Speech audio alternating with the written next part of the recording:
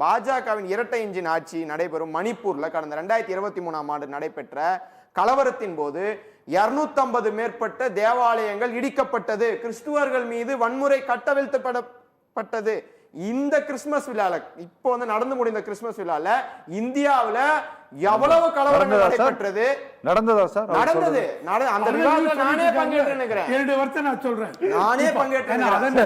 கடந்த ஆண்டு கிறிஸ்துமஸ் கொண்டாட்டங்களின் போது உத்தரப்பிரதேசம், சத்தீஸ்கர், ஒடிசா, மத்திய பிரதேசம் பல்வேறு பாஜக ஆளும் மாநிலங்களில் பாஜகவினர் மற்றும் சங் பரிவார் கும்பல்கள் கிறிஸ்துவர்களை குறிவைத்து தாக்குதல் நடத்தினர். இது உண்மையா இல்லையான்னு எங்கிட்ட டேட்டாஸோட இருக்கு. நீங்க அதை வந்து அடுத்த ரவுண்ட்ல நீங்க வந்து மறுக்கலாம் முடியாது.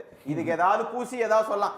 அப்படியெல்லாம் எதுவும் நடக்கலன்னு சொல்ல மாட்டார். அப்பயும் அது நடந்துச்சு, அது நாங்க பண்ணல, அது வந்து அங்கே யாரோ பண்ணிட்டாங்கன்னு சொல்லுவாங்க. அதனால இல்லைன்னா மறுக்க முடியாது. இந்த நிலையில இந்த கடந்த மாதம் 25ஆம் தேதி எஃப்சிஆரே ஒரு சட்ட திருத்த மசோதாவை தாக்கல் செய்தது மூலமாக இன்னொரு தாக்குதலை நடத்தி இருக்கிறது. எப்படி வகுப்பு திருத்த சட்டம் வந்து கொண்டு வந்து இஸ்லாமியர்களுக்கு எதிராக செயல்பட்டாங்களோ, இப்ப இதை கொண்டு வந்து கிறிஸ்தவர்களுக்கு எதிராக செயல்படக்கூடிய வேலையில பாஜக இயங்கி இருக்கிறது. இப்போ வந்து தமிழ்நாட்டு மக்களுக்கு கிளியரா புரியும் ஏன் இந்து சமய அறநிலையத்துறை வேணான்னு இவங்க சொல்லிட்டு வராங்கன்னு. ஏன் இவங்க வந்து தொடர்ந்து சொல்லிட்டு வராங்கன்றத கிளியரா புரியும்.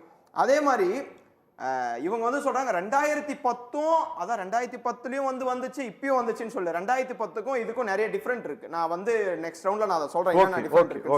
இதுல ஒரே நிமிஷம் 14A 14Bன்ற வந்து 2 பிரிவை சேர்த்து இருக்கிறாங்க சார்.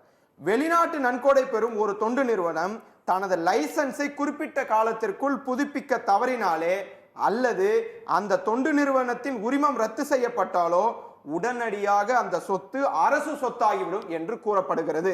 நீங்க மழுப்பி இல்ல அது அப்படிலாம் ஆவாதெல்லாம் சொல்ல முடியாது.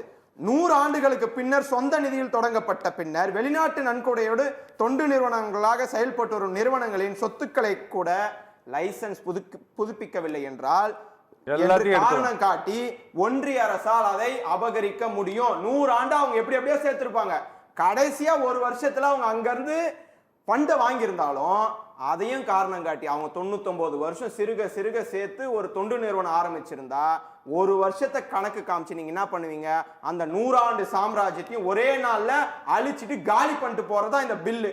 இந்த பில்லு வந்து it's not unbiased, it's biased. Okay